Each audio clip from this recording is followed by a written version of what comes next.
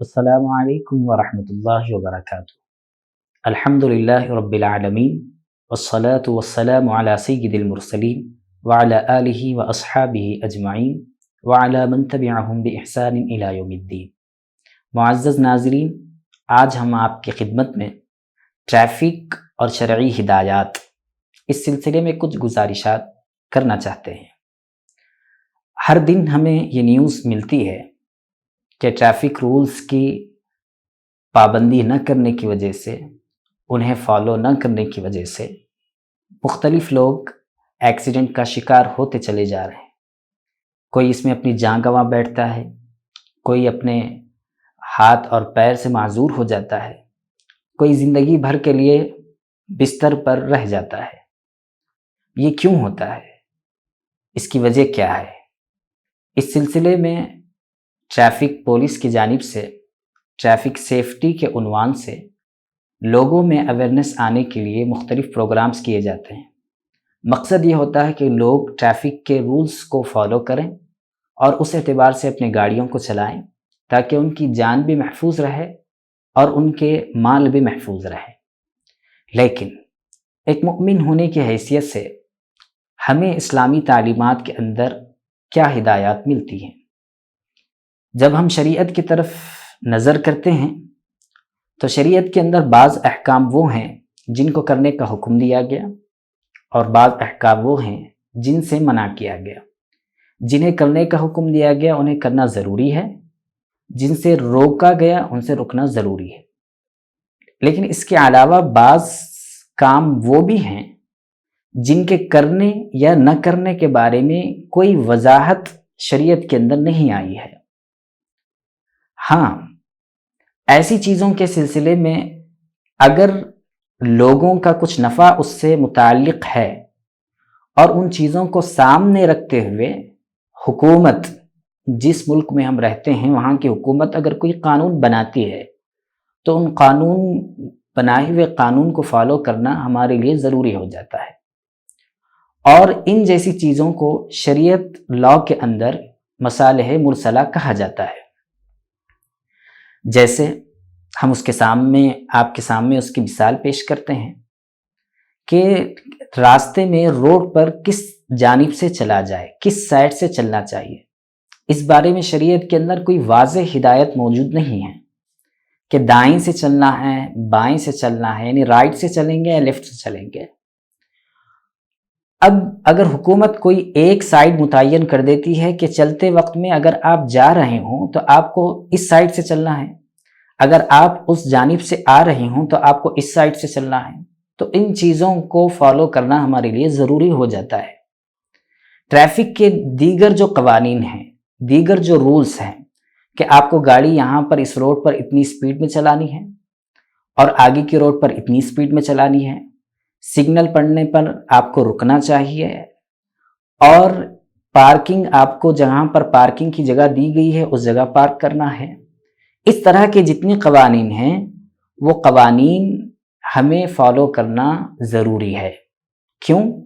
اس لیے کہ traffic policy جو ہے اس کا مقصد ہے انسان کے جان کی حفاظت اور انسان کے مال کی حفاظت، اور شریعت نے بھی انسان کے جان اور انسان کے مال کی حفاظت کے سلسلے میں تاکید کی ہے کہ ان دونوں کی حفاظت ضروری ہے۔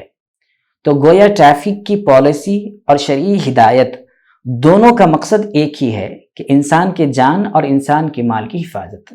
اس اعتبار سے ایک مسلمان ہونے کی حیثیت سے اور ایک شہری ہونے کی حیثیت سے ہمیں دونوں چیزوں کے مقصد کو سامنے رکھتے ہوئے اپنی جان اور اپنے مال کی حفاظت کرنی چاہیے، اور یہ اس وقت ہوگی ہم جب ٹریفک کے اصول اور اس کے رولز کو فالو کریں گے۔ چلیے ہم چلتے ہیں قرآن پاک کی طرف کہ اس کے اندر ہمیں کیا ہدایات ملتی ہیں۔ سب سے پہلے ہم دیکھتے ہیں سورہ اسراء کی آیت، جس کے اندر اللہ تعالیٰ نے اپنے متکبر بندوں کی چال کو بتلایا ہے کہ جو تکبر کے ساتھ چلتے ہیں، اور تکبر کے ساتھ چلنے سے اللہ تعالیٰ نے منع فرمایا ہے۔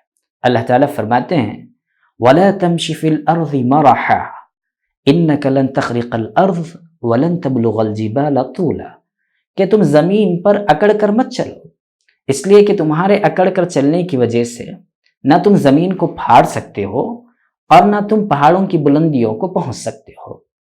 اور اللہ تعالیٰ نے دوسری جگہ مسلمان اور مؤمن کی چال کو بھی بتلایا ہے کہ وہ کیسے چلتے ہیں۔ اللہ تعالیٰ نے فرمایا وَعِبَادُ الرَّحْمَنِ الَّذِينَ يَمْشُونَ عَلَى الْأَرْضِ هَوْنًا وَإِذَا خَاطَبَهُمُ الْجَاهِلُونَ قَالُوا سَلَامًا، کہ اللہ کے نیک بندے وہ ہیں جب وہ چلتے ہیں سڑک پر یا راستے پر تو ایسی صورت میں ان کی چلن کے اندر عاجزی ہوتی ہے، وہ بالکل میانہ روی اور معتدل انداز میں چلتے ہیں۔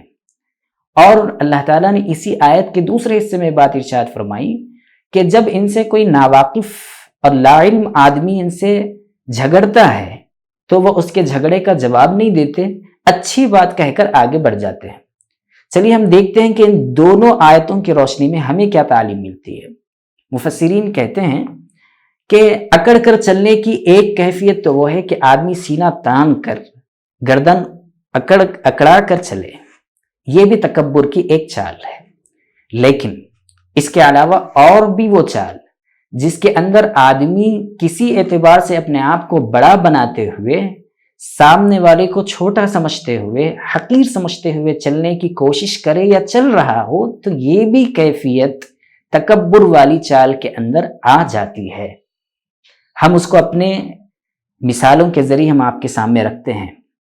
جیسے اگر کوئی آدمی کار ڈرائیو کر رہا ہو یا گاڑی چلا رہا ہو اور چلاتے وقت میں روڈ پر سامنے ایک آدمی وہ ہے جو آگے چل رہا ہے، پیچھے چلنے والے کے لیے کوئی ایمرجنسی نہیں ہے، کوئی جلدی نہیں ہے، وہ اطمینان سے جا سکتا ہے، لیکن اس کے باوجود وہ سامنے والے کو پریشان کرنے کے لیے بلا وجہ ہارن بجاتا ہے، بلا وجہ سائیڈ سے جو ہے بالکل سائیڈ کٹ مار کر نکلنا چاہتا ہے اور بلا وجہ سامنے والے کو تکلیف پہنچانا چاہتا ہے، تو یہ بھی تکبر کی چال ہے۔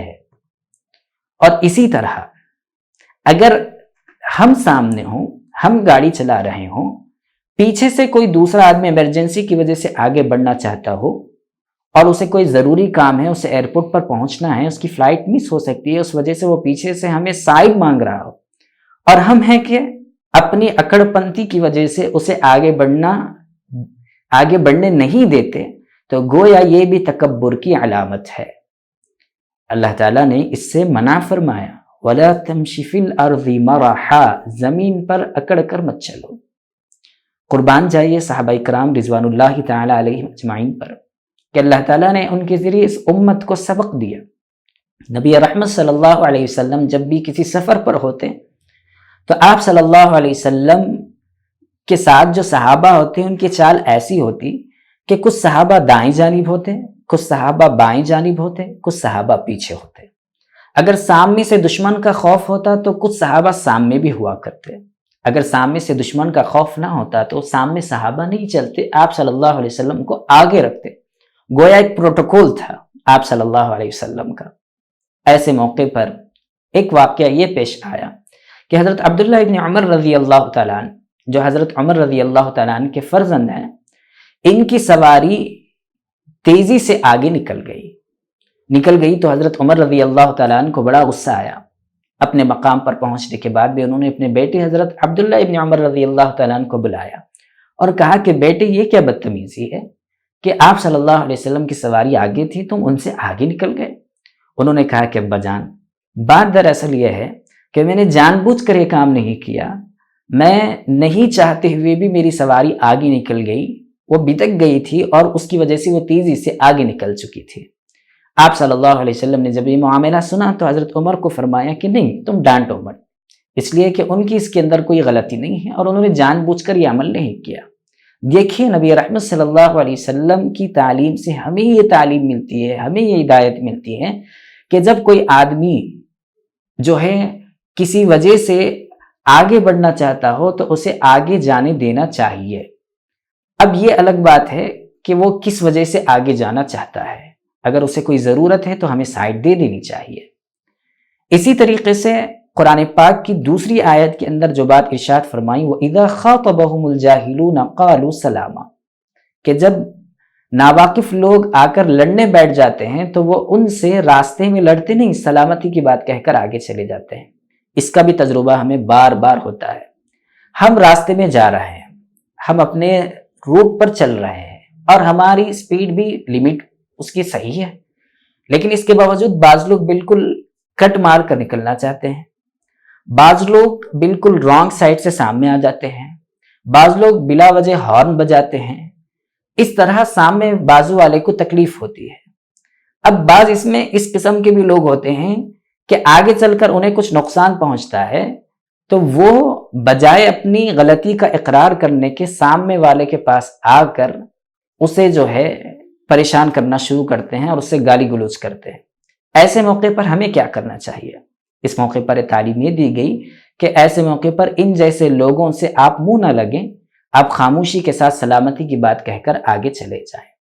ہمیں یہ بات ملحوظ رکھنی چاہیے، اس لیے کہ اگر ہم بھی اس سے لڑتے ہوئے بیٹھ گئے تو پیچھے کئی لوگ ہیں جن کو کچھ کام کی وجہ سے آگے جانا ہے، آپ کی وجہ سے ان کو تکلیف ہو، یہ مناسب نہیں ہے۔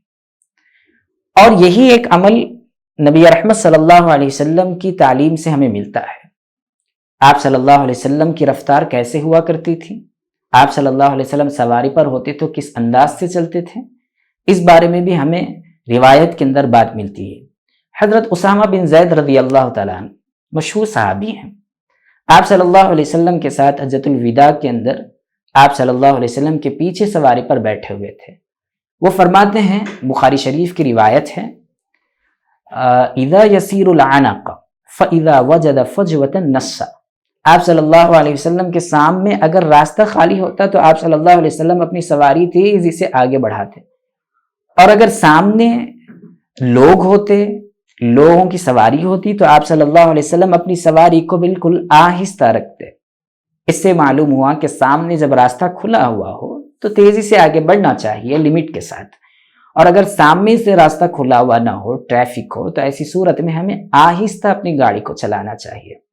ہمیں یہ بات یہ بھی دکھتی ہے ایسے موقع پر کہ بہت سے لوگ جانتے ہیں کہ آگے سگنل پڑا ہوا ہے، سامنے گاڑیاں کھڑی ہوئی ہیں، لیکن اس کے باوجود پیچھے سے ہارن بجاتے ہیں۔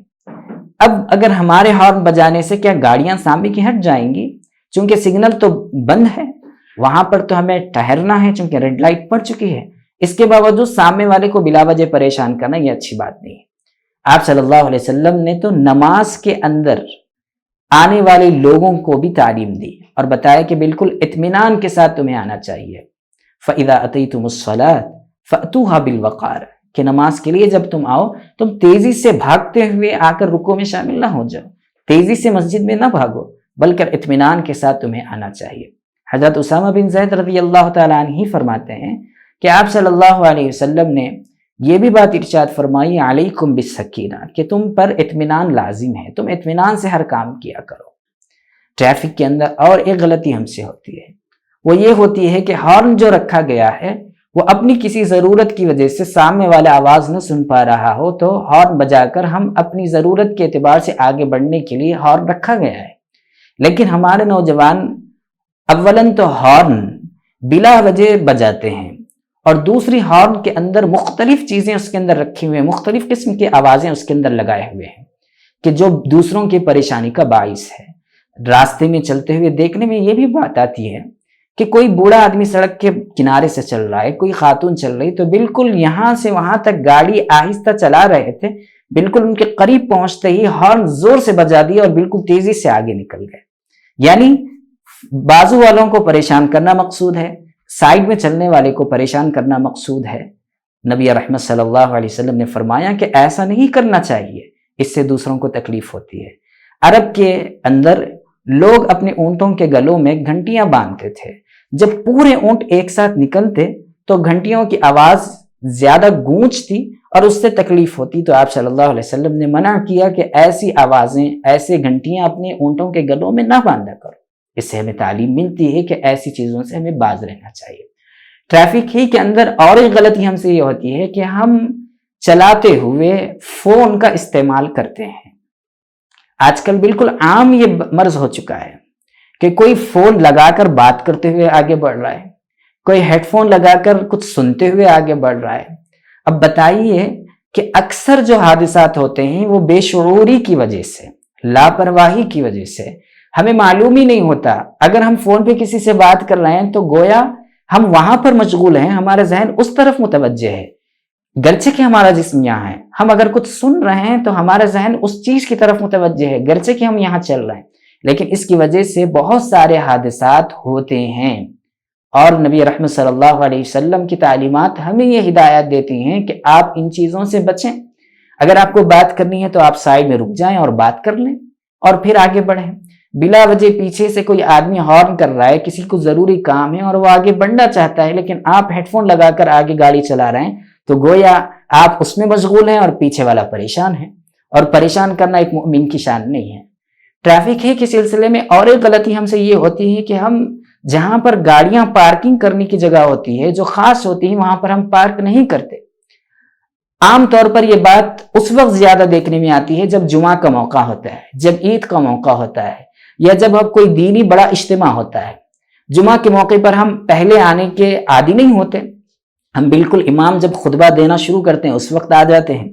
اب گاڑیوں کی پارکنگ فل ہو جاتی ہے، آگے چل کر کچھ قدم آگے بڑھ کر بھی ہم گاڑی پارک کر سکتے ہیں، لیکن ہم کرتے نہیں، اپنی لاپرواہی ہوتی ہے. ہم گاڑی وہیں پر روک کر اندر آ کر بیٹھ گئے، چاہے وہ نماز پڑھ رہے ہوں، چاہے دینی کوئی گفتگو سن رہے ہوں، کوئی اہم کام سے ہم آئے ہوئے ہیں. لیکن سوچئے، غور کیجئے کہ باہر آپ کی اس تھوڑی سی اور چھوٹی سی غلطی کی وجہ سے کتنے لوگ پریشان ہیں.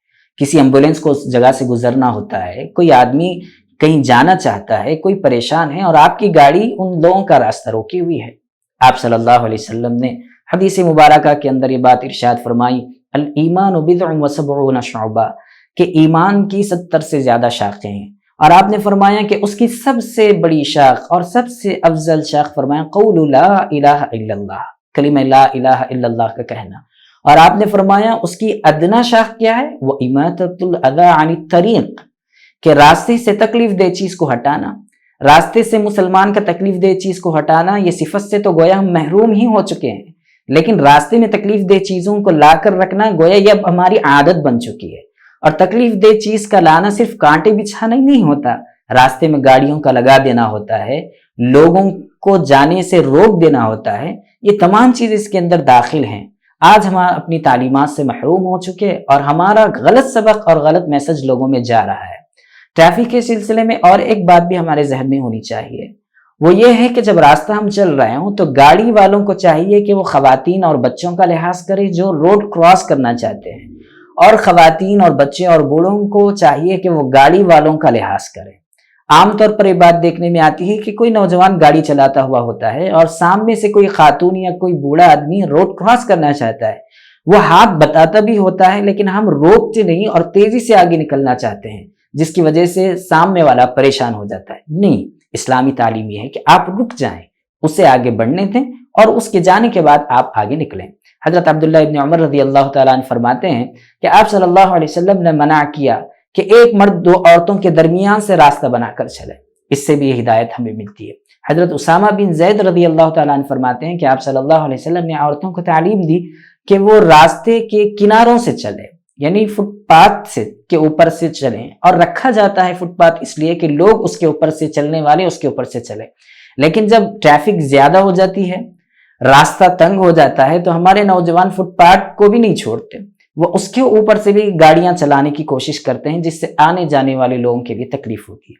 دیکھیے، اللہ تعالیٰ نے دین کو قیامت تک کے لیے برقرار رکھا ہے اور اس کے اندر آنے والی امت کے لیے ہر اعتبار سے تعلیم ہے. اگر غور کیا جائے اسلامی تعلیمات پر، اگر ہم عمل کریں اور ہمارے عمل سے دوسروں کو خوشی ہو جائے اور اسلام کا پیغام ہم دوسروں کو پہنچائے، تو ایسی صورت میں ہمارے لیے سعادت کی بات ہوگی اور ہمارے لیے خوشی کی بات ہوگی. اگر ہمارے عمل سے دوسروں کو تکلیف پہنچتی ہے اور دوسروں کو غلط میسج جاتا ہے، تو گویا ایک مسلمان نہیں بلکہ اسلام کی شبیہ بگڑ رہی ہے. اس لیے ہمیں کوشش کرنی چاہیے کہ جہاں ایک طرف ایک ملک کے شہری ہونے کی حیثیت سے ہمیں ٹریفک رولز کو فالو کرنا ہے تاکہ ہماری جان اور ہمارے مال کی حفاظت ہو اور ہم ایک اچھے شہری کہلائیں، تو دوسری طرف اسلامک اعتبار سے ایک مسلمان ہونے کی حیثیت سے، ایک مومن ہونے کی حیثیت سے ہمارا یہ فریضہ ہے کہ ہم اپنی جان کا اور اپنی مال کی حفاظت کے سلسلے میں حساس ہوں اور ہم اپنے عمل سے اچھا سبق دینے والے بنیں.